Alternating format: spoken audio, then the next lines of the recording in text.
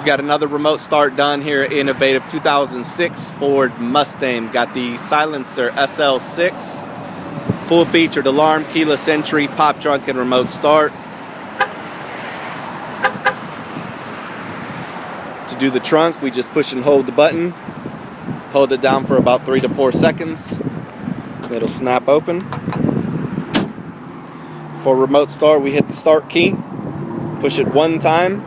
Parking lights come on, the engine cranks.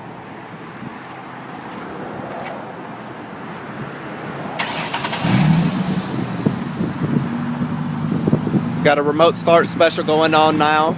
Give us a call, 214-320-5500. See you guys on the next one.